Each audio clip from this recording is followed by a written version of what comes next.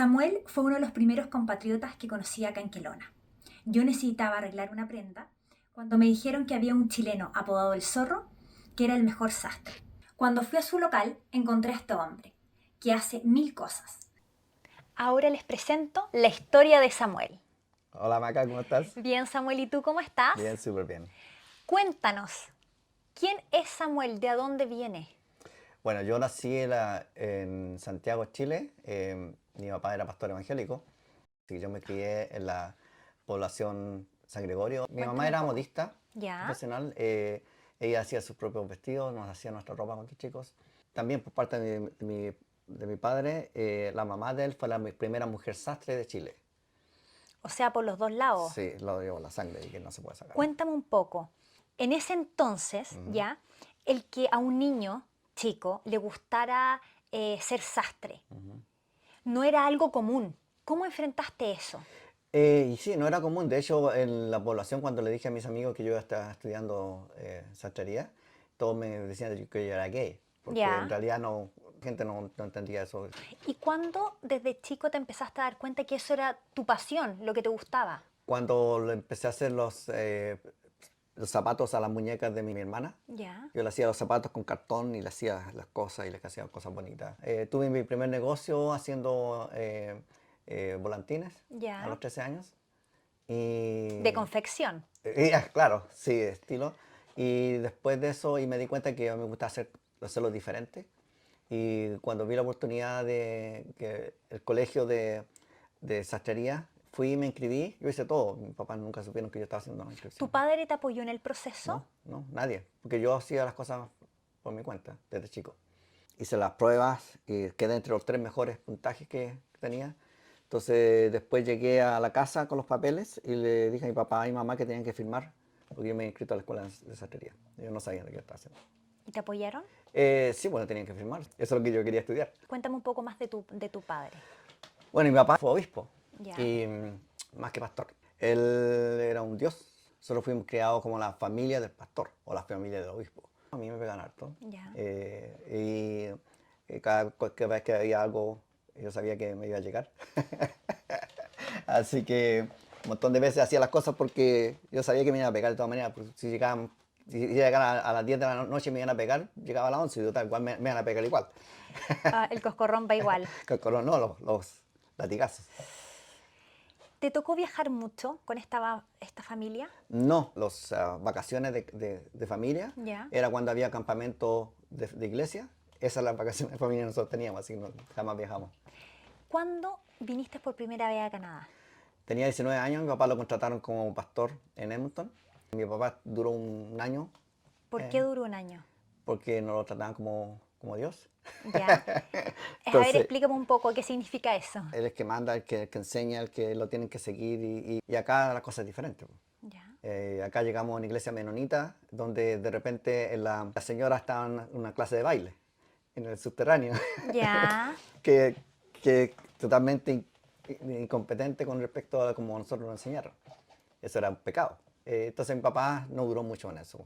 Nosotros todos volvimos y cuando estaba allá yo pasaron 6 meses y yo decidí volver. Y junté para el dinero para el pasaje, fui a la embajada y se lo mostré la mesa a mi papá, le dije que yo me volvía a Canadá. ¿Qué pasa cuando tú le dices a tu familia que te vas? El irme para mí era porque yo sabía que eso es lo que yo tenía que hacer, yo tenía que seguir lo que tenía por dentro. O sea, era como tu misión, Claro, tu vocación. claro, sabía que aquí en Canadá es donde debía estar.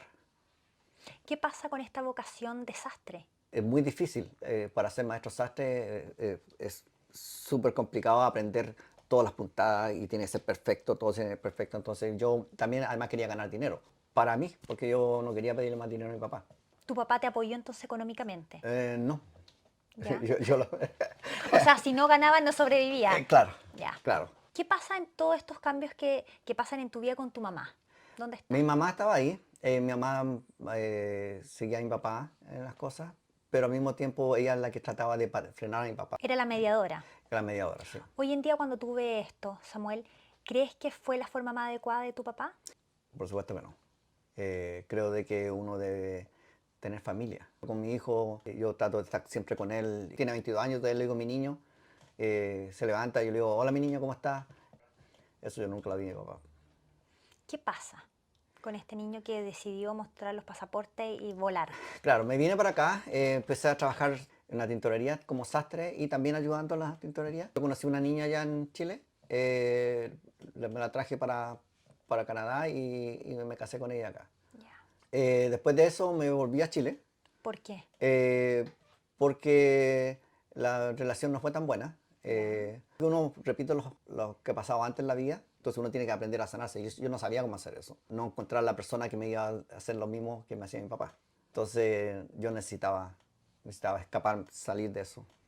Entonces, y me fui a Chile. Chile llegué también sin nada. ¿Dónde en este transcurso del tiempo tú decides ser predicador? ¿Ya? Sí, cuando estaba en Edmonton, uno recibe un llamado, algo que va por dentro, que uno siente que el deseo y la urgencia a servir a los demás. Discípulos. ¿Y qué pasa, Samuel, con esta relación tan estrecha que tenías con tu padre de ser evangélico, me Ya. refiero, y después separarte y después volver? ¿Qué significó eso para ti? Eh, difícil, difícil porque uno tiene que agachar el moño y uno tiene que aprender a que la gente es como es. Cuando volví a Chile yo estaba en un proceso de saber quién era yo. Pero en Edmonton estuve como pastor y era la iglesia que había fundado mi papá allá también. Estuve 2 años como pastor. ¿Y después qué pasa? Bueno, después me divorcié y me fui a Chile. ¿Y en Chile cómo te reconstruiste? ¿Como pastor o como sastre? Como sastre, después empecé a...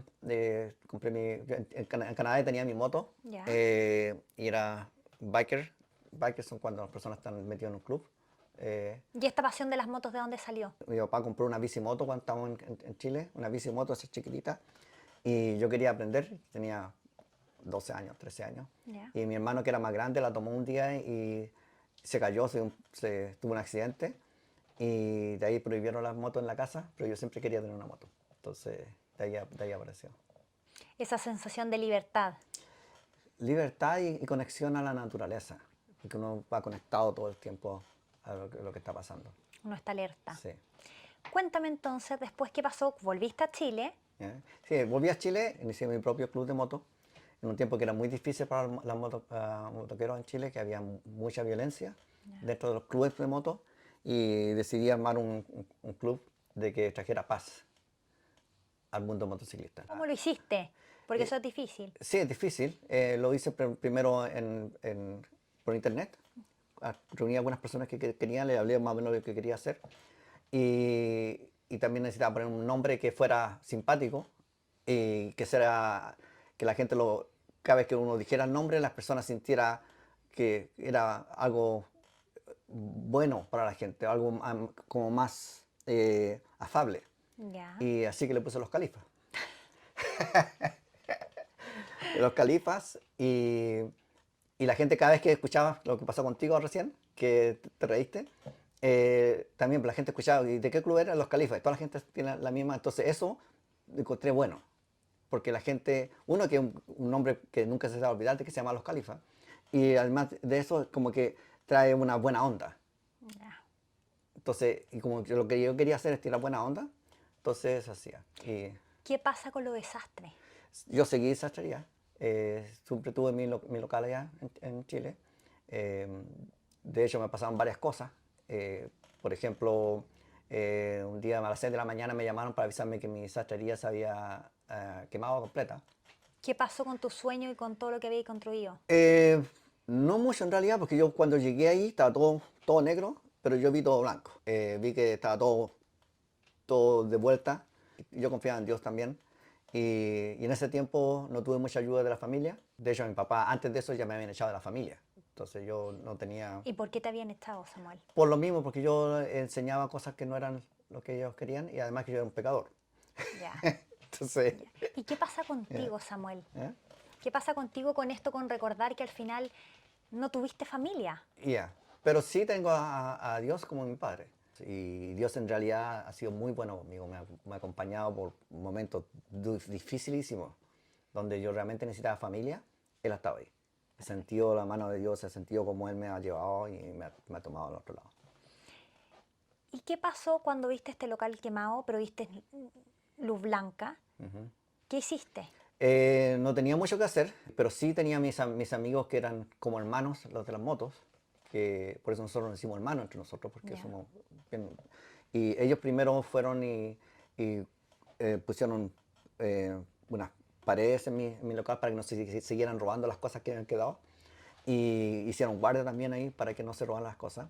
Y uno de ellos tenía un local donde hacía eventos y conversando con él le dije, bueno, que estaba muy mal porque yo tenía mis hijos allá en Chile, que me había vuelto a casar en Chile, tenía mis hijos chiquititos. Entonces, y él me dijo, mira, lo único que te puedo ofrecer es que los días miércoles acá hay noche femenino y tú bailas, porque sabía que yo era profesional para bailar también, me he hecho convertido en eso. Y me dijo, si tú bailas, si tú quieres puedes venir y probar. Entonces yo dije, bueno, es lo que hay y tengo que contar dinero, tengo que pagar para que mis hijos sigan comiendo. Yo era el proveedor para la familia. A ti te dicen el zorro. Exactamente, Cuéntanos un poco, porque creo que se liga con lo que estáis contando. exactamente. Yo entonces, mi personaje favorito siempre ha sido el zorro. Mi héroe favorito siempre ha sido el zorro. Y entonces ellos como me ofrecieron que yo podía usar cualquier personaje. Entonces me hice mi capa, como yo soy sastre, me hice mi capa, me hice todas las cosas y me hice unos pantalones que se podían sacar desde acá, tirar y hacer para Una performance. performance. Sí, así que me convertí en un stripper o un vedeto, en Chile decimos vedeto.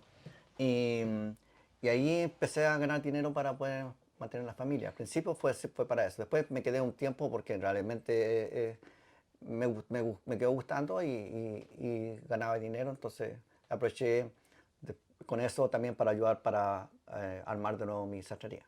¿Qué pasa con tus emociones cuando dejaste el sastre para ser vedeto? En realidad lo estaba pasando bien, ¿Ya? eh, pero era lo que era, lo que había en ese momento. Entonces, ¿qué vamos a hacer? Si eso es lo que hay, es lo que hay que hacer. Yo pienso de que eh, la gente le dice la vida, pero Dios también como que lo va llevando por parte a uno y uno dice, pero ¿cómo? De pastora a vedeto y ¿dónde quiero esa vuelta que es de la vida? ¿Y después qué pasa? ¿Dónde te lleva la vida? Después de eso terminé de hacer de vedeto porque ya tenía mi sastrería muy Bien bien, formada. bien formada, entonces ya no necesitaba hacerlo. Y me mantuve más que nada en el mundo de las motos y la sastrería. Y mis hijos, que yo en ese tiempo también me separé allá y entonces lo iba a ver todos los días domingos. Mis hijos eran para mí todos los domingos legalmente. Yo les daba 3 veces a la mamá de mis hijos No. para que ellos estuvieran bien. ¿Cómo decidiste después de tener 2 hijos en Chile y tu familia venirte a Canadá? Bueno, lo que pasa es que mi sastrería ya era más como, lo había transformado yo en arriendo de disfraces. Yo hacía los disfraces y los arrendaba. Entonces no se arrendaba mucho y estaba bajando entonces yo iba a tener que dejar de darle menos dinero a mis hijos. Entonces dije, yo no iba a hacer eso. Entonces, y tenía la oportunidad de volver a Canadá, porque soy canadiense. Entonces me conseguí dinero, vine a la casa de un biker en Vancouver, que yo no lo conocía. Él era vicepresidente de un club ¿Ya? y me recibió en su casa con las puertas abiertas. Y también un milagro de Dios que eso haya pasado. Tuve 3 meses ahí y pude juntar mi dinero para comprar mis primeras máquinas y después me vine a Kelowna. ¿Cuáles fueron los primeros trabajos que hiciste? Y quiero que me cuentes otra cosa. ¿Qué pasa con el inglés? Sí, el inglés lo aprendí en Edmonton y llegué sin nada de inglés. O sea, el ¿Ya? inglés Ese fue en tu básico, primer el viaje primer con tu viaje. padre. Claro, con mi padre. Ahí nada, de hecho a todo le ponía tion ¿Ya? y un canadiense me dijo, no, todas las cosas no son tion, no se eliminan todo con tion. No, decía motoration y a todo le ponía tion y en realidad no es así. ¿Ya? Entonces así aprendí a palos. ¿Y cómo lo fuiste mejorando? Eh, estudié un poco, después fui a Heston College también, tuve 4 años ahí, entonces ahí lo estuve aprendiendo mucho mejor. ¿Qué crees que es lo que más te sirvió para tener un buen inglés o dominar el inglés? A aprender a pensar en inglés y la obligación de tener que hablar inglés, era una necesidad. Y si tuvieras que dar un consejo a alguien que se quiere venir sin inglés, ¿cuál crees que sería el camino? Venir a Cuéntame un Canadá poco. no es un país para todo el mundo, ¿Ya? es un país muy agradable, mucha paz, cívica que nosotros en nuestros países no la tenemos. Y muchas oportunidades. Pero cuando uno viene, y sobre todo si viene sin inglés, va a venir a hacer cosas que jamás en Chile pensó hacer. ¿Cómo cuáles? Lavar baños, por ejemplo. ¿A ti te tocó hacer Oh, sí, eso? sí. Y yo sé que la mayoría de gente habla como lo relativa y dice, ok, yo lavé baños, yo hice esto, yo hice otro, pero cuando tú te paras en cada una de esas cosas y ves que lavar baños significaba lo más bajo que yo puedo llegar, limpiándole la caca a los canadienses. Y de aquí es todo para arriba. Cualquier cosa que pase en mi vida es mucho mejor que esto. Entonces, y eso a uno lo impulsa y dice, bueno, si yo he hecho eso, puedo hacer cualquier otra cosa. Y si en un momento yo tengo que volver a hacerlo, yo ya lo hice, así que da lo mismo. Cuando miras hacia atrás, Samuel, ¿todo lo que hiciste valió la pena? Sí, sí, y no me arrepiento de nada. Yo creo de que la vida pasa por algo. Cuando uno toma decisiones, buenas o malas, yo me he equivocado un montón de veces. Yo creo que de las personas, yo te decía, yo he vivido como 3 veces, como 3 vidas, Como gato. claro, pero he cometido errores como en 3 vidas también. Y creo de que los errores, si uno lo ha hecho de corazón, lo hace sin maldad, eh, uno no debe arrepentirse de esas cosas. Sí, yo creo que los errores no son malos, sino que tienes que sacar como lo bueno de eso Exactamente. para poder no hacerlo en el futuro. Sí, sí. Samuel, ¿se podría decir entonces que lo más desafiante que tú has hecho sería limpiar baños? No, lo más desafiante fue sacarme la ropa primero ante las mujeres. Antes, ¿Por qué? ante ¿Por 100, qué? Cuéntame un poco ante eso. 100 mujeres. ¿Eso ha sido lo más desafiante para ti? Sí, sí, porque es eh, los nervios, saber que uno está en una rutina, Estás pero al desnudo está frente a desnudo muchas muchas mujeres. mujeres. Eso es intimidante. Eso es intimidante, pero cuando uno lo hace yo lo hacía primero por dinero y después también porque me gustaba. Entonces, aprender a sacarme todo eso y sacar a una mujer y bailar, incluso sacar a una mujer y bailar con ella un poco. Y la primera vez fue muy difícil. Bueno, varias veces también que me tocaban con muchas mujeres o en una casa cerrada que no solamente eran despedidas solteras y yo estoy solo con 10, 15 mujeres. Ese Sí, intimidante. aprendizaje, si lo llevamos a otros aspectos de la vida, ya el poder luchar contra lo que uno teme, Yeah. ¿cómo podrías aconsejar a otras personas? Sí, yo creo, mira, el que no se tira al agua no va a cruzar el río. Tienes dos opciones, o te ahogas o cruzas. Y, como decía, Canadá no es como para las personas que no quieren cruzar el río. Si tú no te tiras y empiezas a nadar como sea, no vas a No poder va a cruzar. alcanzar. Y lo bueno es que Canadá te da la oportunidad de poder cruzar. Con todo lo que has vivido, ¿tú recomendarías a otras personas que vinieran a Canadá? Sí, si vienen con la mentalidad correcta, la mentalidad de luchar, de empezar de cero. La mayoría de la gente, alta gente ahora en este tiempo, han llegado sin tener que luchar, mucho. Han tenido que luchar con sus propias cosas internas, de echar primero a la familia, las cosas. ¿Y qué pasa con eso? Con esa lucha, con estas emociones de que uno deja la familia, deja su entorno seguro. Yeah. ¿Qué pasa con eso a lo largo del tiempo? Yo ahora cuando me vine sentí eso mejor, porque dejé a mis hijos allá. Y mis hijos son todo para mí. Entonces ahí cuesta mucho, uno llora mucho, en su intimidad uno lo pasa muy, muy mal, la soledad. ¿Qué fue lo que a ti te hizo seguir adelante? Dios primeramente, he podido conversar con Él y tener tiempo con Él, pero al mismo tiempo hacer otras cosas, dedicarme al trabajo. Yo soy bueno para el trabajo, gracias a Dios, desde chico. Entonces, levantarme a las 5 de la mañana y empezar a trabajar hasta las 10 de la noche, Para ti y algo habitual. algo habitual. Y que lo haces siempre, Samuel, por lo que yo veo, con Sí, mucha alegría, sí, con mucho exactamente. corazón. Sí, sí, sí. Samuel, cuéntame, ¿qué pasa con tus hijos a lo largo del tiempo? Mis hijos, los que están en Chile, ellos, me traje a mi hijo un tiempo, él quiso venir de vacaciones a los 15 años y se quería quedar. Entonces Ya, lo mandé de vuelta con la mamá porque no podía hacer eso. ya, Pero después que empezó allá con muchos problemas porque quería volver. ya. Entonces la mamá me dijo que me lo trajera y me lo traje. Y ha sido algo súper bueno tenerlo acá conmigo porque ha sido también un motor para mí. ¿Por qué ha sido un motor? Porque él tiene algunos problemas es el Asperger, tener que mantenerlo bien a él emocionalmente, eso me hace levantarme temprano y estar siempre ser positivo ante él.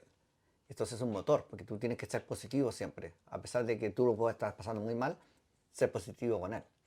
Y cuéntame tu fórmula, ¿cómo has podido llevar esto? Porque me imagino que tener un hijo así es difícil para cualquier persona, más para un hombre solo Claro, que no tiene redes de apoyo. claro. ¿Cómo lo hiciste?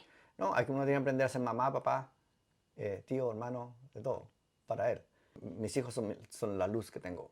Son tu motor. Que el motor. Entonces, para mí eso es súper importante. Con mi hija también allá, que se quedó con la mamá, ella ha venido para acá y también he tratado de hacer para que se venga. Pero también, pues ellos son mi motor.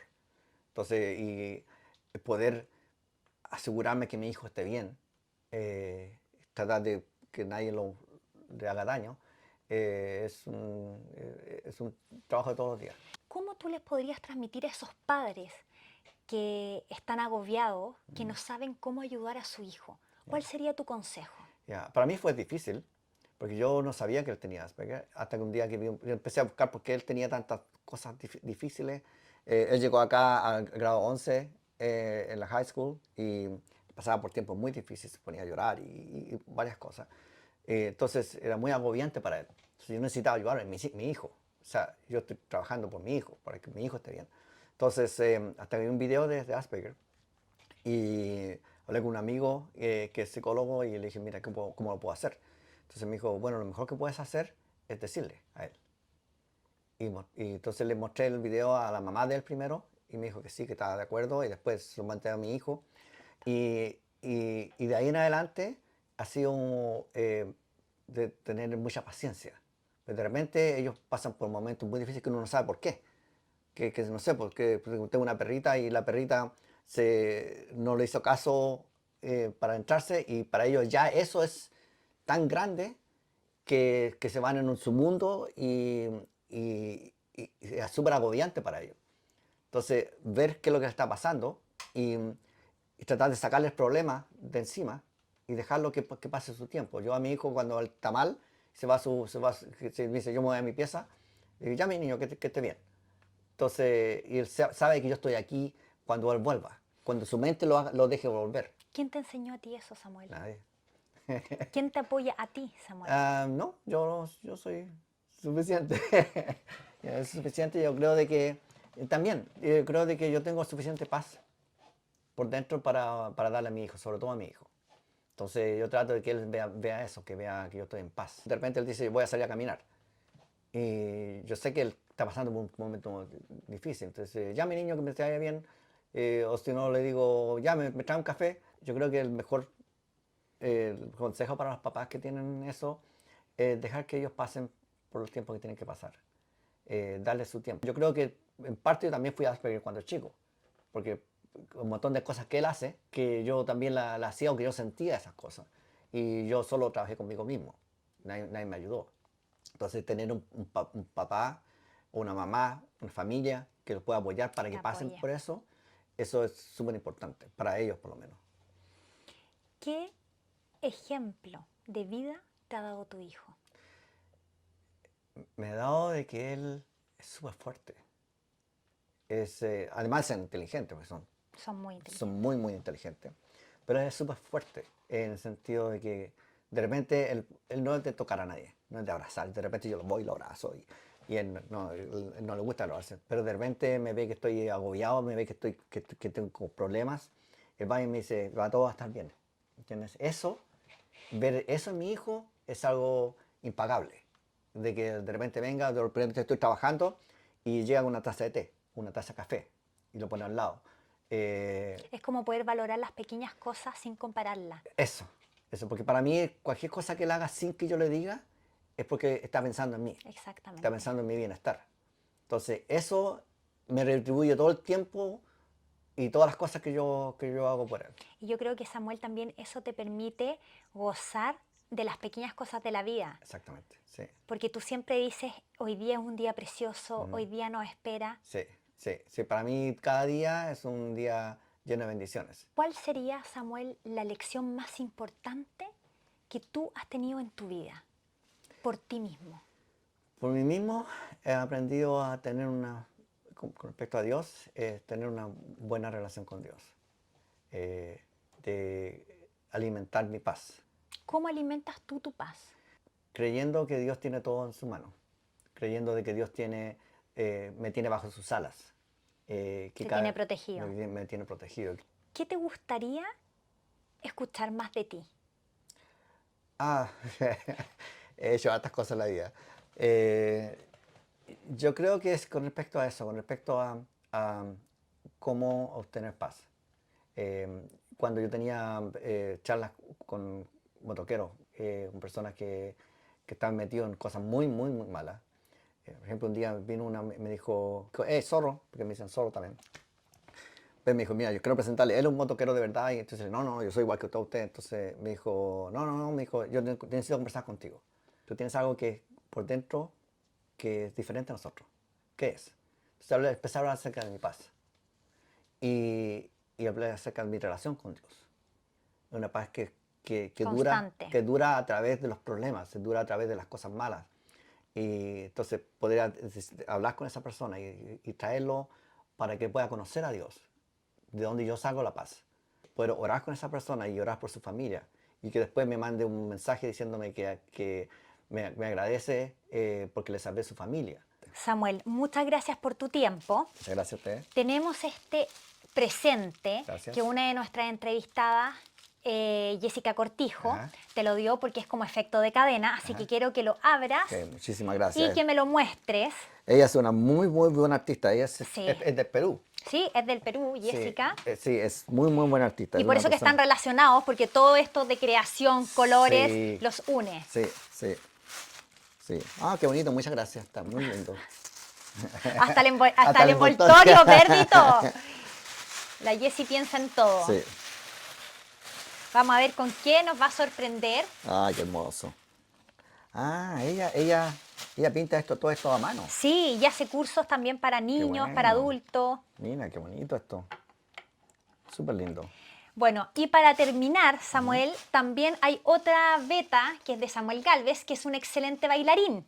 Gracias. Así que terminemos el programa bailándole a la gente e invitándolo para el próximo jueves. Sí, por supuesto, sí. Voy a enseñar un poco de salsa básica, ¿te parece? Perfecto, vamos.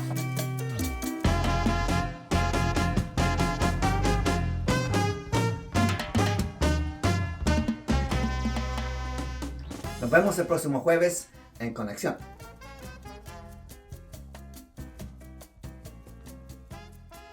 Music.